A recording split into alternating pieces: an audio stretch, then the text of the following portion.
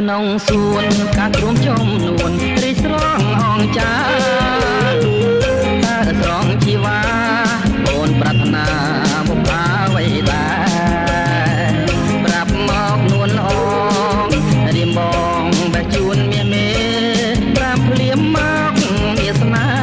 គុំឆ្លើយថាទេណាស្រី